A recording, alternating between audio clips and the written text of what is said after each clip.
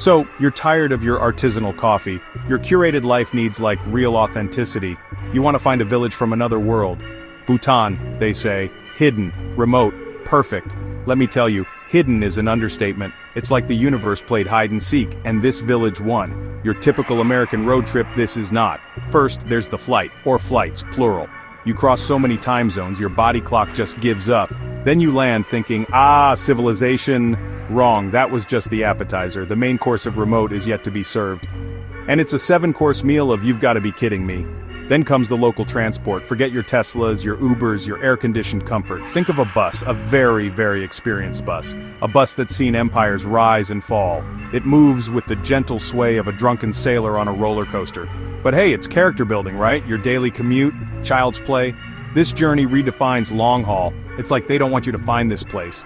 Maybe there's a sign at the turn off. Seriously, turn back. Netflix is that way. But you're an adventurer, or just stubborn. Either way, good luck with that. The road is a test, the bus is a relic, and your sense of direction is a distant memory. But you keep going because the promise of authentic is just too tempting. You're not just traveling, you're on a quest. And in Bhutan, the journey is the first adventure, so buckle up, you're not in Kansas anymore. GPS just gave up. The road, more pothole than path. Sometimes a goat is your traffic warden. Your GPS checked out hours ago. Roadside help? Just calm Bhutanese men, fixing things eventually. After tea, the village emerges from the mist. No sign, no fanfare. The last stretch? That's on you. Uphill with your luggage and regrets. But the view? Worth every step. Welcome to the edge of the map. First glimpse of the village. Wow. It's small. Like, adorably small. The kind of place that makes your suburban cul-de-sac look like Times Square. Nestled in the mountains, all green and serene, almost aggressively picturesque, like a postcard that forgot to get mailed. The landscape is just showing off. Towering peaks, endless sky, valleys so deep they have their own weather. And the silence, a loud silence, the kind that makes you hear your own thoughts. No sirens, no honking, just wind, and maybe a bird. It's beautiful, but also, where's the noise? Here, the tallest structures are ancient trees or a particularly ambitious prayer flagpole. No skyscrapers, just mountains chilling, being majestic. The air doesn't taste like car exhaust, it tastes like air. Your lungs will be so confused, then grateful. And the amenities? Let's talk about those. There's no Starbucks. I repeat, no Starbucks. Your artisanal triple-shot soy latte dreams? Dead. The local equivalent is probably butter tea, which is an acquired taste. Wi-Fi? Good one. This is where your phone becomes a very expensive brick. You're unplugged, whether you like it or not. The village is a living museum, except you're the exhibit. You wanted authenticity? You got it. The world here moves at a different speed. And you're just trying to keep up. Welcome to the slow lane. Breathe it in. This is what you came for. Or so you thought. Now let's see if you can survive without your latte, or your notifications. Good luck, City Slicker. The adventure has just begun. The soundtrack of this village? Yaks, roosters, and wind through prayer flags. Forget Spotify playlists. Here, it's all natural. You start to miss the comforting drone of traffic. Just a little. The air quality is a miracle. Your lungs get a spa day. No smog, just crisp mountain freshness. You can actually see the stars at night. All of them. It's overwhelming. Makes you realize how much light pollution we live with. Or maybe it just makes you feel very, very small. Rush hour? When Dorji herds his yaks or kids chase a runaway chicken, that's the peak of chaos. No road rage, no frantic honking, just yak bells. The stress here? Not spilling your butter tea. The architecture is something else.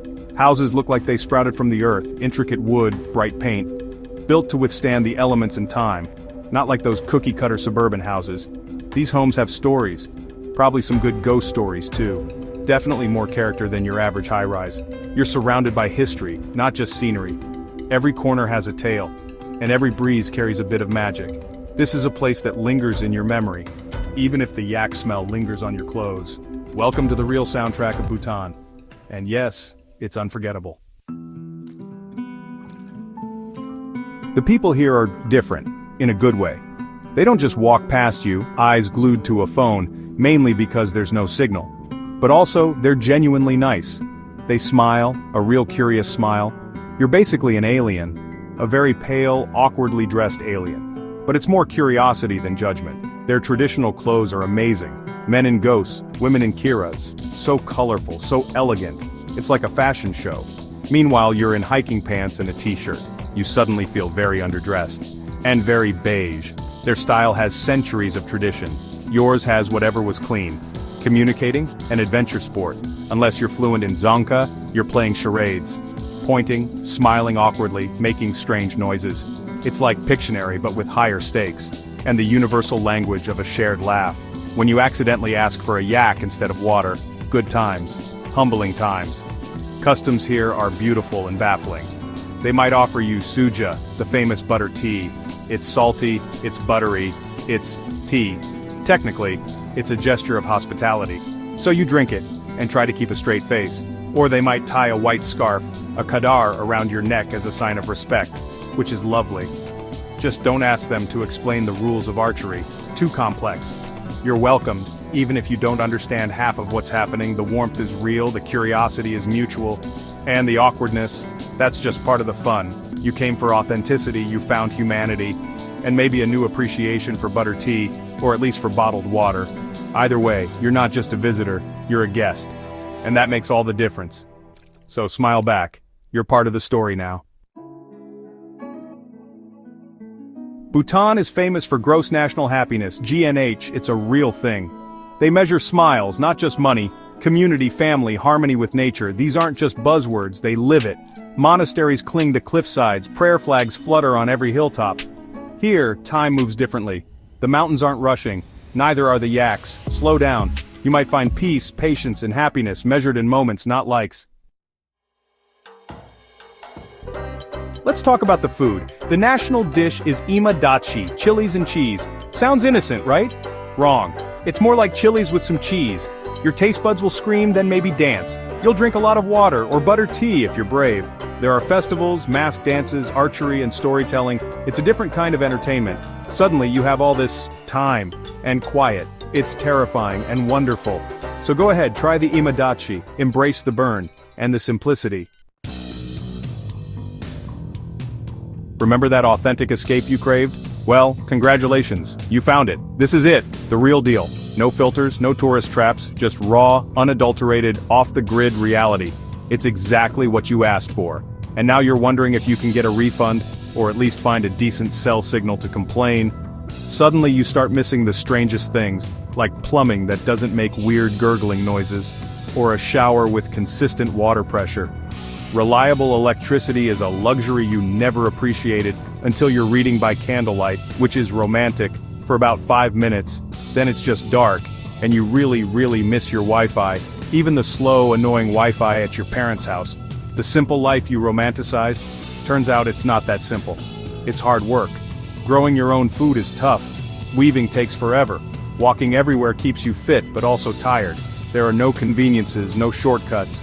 Everything takes time and effort. It makes you appreciate the sheer invisible labor that supports your complicated modern life. And authentic often means uncomfortable. The beds might be hard. The food might be challenging. The silence might be deafening.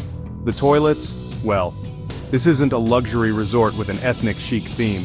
This is how people actually live, and it's a world away from your curated Instagram feed. It's humbling, it's eye-opening, and sometimes it just makes you want a hot shower, and a pizza. But you stick it out, because you came for real, and real isn't always easy. But it's always worth it. You'll leave with stories, not souvenirs. And maybe a new appreciation for the comforts you left behind, or maybe just a craving for pizza. Either way, you'll never look at authentic the same way again. So, what profound lessons do you bring back? Besides a newfound appreciation for indoor plumbing? Well, patience. You learn a lot about patience, especially when waiting for a yak to cross the road, or for the one guy who knows how to fix the generator. You learn to appreciate small things. A warm meal, a sunny day, a smile from a stranger, the fact that your phone still has battery, even if it's useless as a phone. Why do we even seek these escapes? Maybe it's a search for something real, in a world that often feels increasingly artificial. Or maybe we just saw a cool documentary and thought, yeah, I could do that. Turns out doing that is harder than it looks on TV. The irony is, you go to this remote village to disconnect, to find yourself, to be present, and the first thing you do when you find a sliver of Wi-Fi, you upload all your photos to Instagram, #blessed #authentic, You tell everyone how changed you are, while secretly craving a cheeseburger and a decent internet connection. It's the modern pilgrim's paradox, isn't it? We want to escape, but we want to bring our comforts with us. In the end, maybe this village isn't from another world. Maybe we are the ones living in a strange,